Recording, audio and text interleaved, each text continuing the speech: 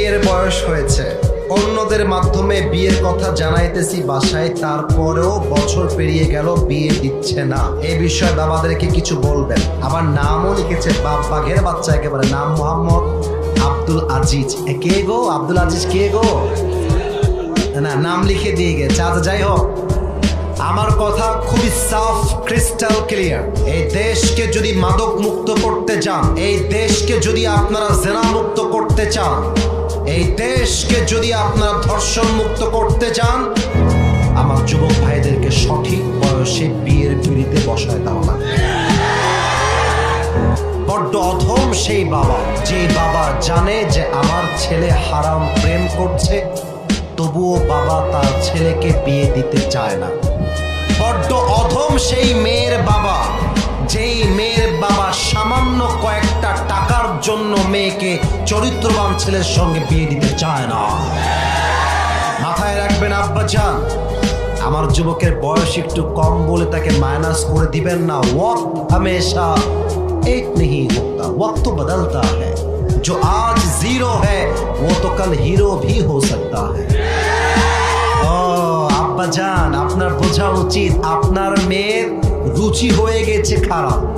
আজকালকার মেয়েদের দিনদার যুবক পছন্দ হয় না, বেশিরভাগ মেয়েদের গাঞ্জাখোর বেশি পছন্দ হয়। ইভেন আমি অবাক হয়ে যাই, অনেক মেয়ে কিছু টাকা পাইলে আর সরকারি চাকরি পাইলে বুইরা টাকলার সাথেও বিয়ের পিড়িতে বসে যায়। বলো, আপনাদের বোঝা উচিত টাকা দিয়ে বাড়ি পাওয়া যায়, গাড়ি পাওয়া যায়, মনের শান্তি খুঁজে পাওয়া যায় না যুবক ভাইরা আমার। এই জন্য আব্বাজান, আপনি বিয়ে দিবেন কেমন করে সে রাস্তাটা আজকে সহজ করে দিয়ে যাই না। আগে ঠিক না, let me clear this matter. আগে আমি বুঝায় বলি, অনেক ক্ষেত্রে বাবার দোষ হয় না, দোষ হয় ছেলে। কেন?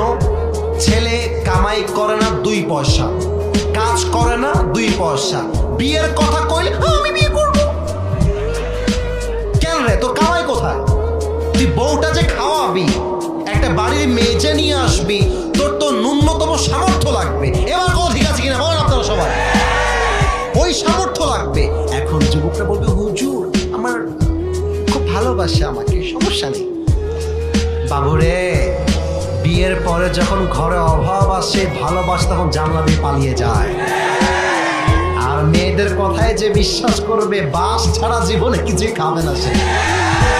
তোমাকে ছাড়া আমি বাঁচবো না, তোমাকেই লাগবে। আর যখন বিয়ের পরে একটু কম হয়ে যাবে,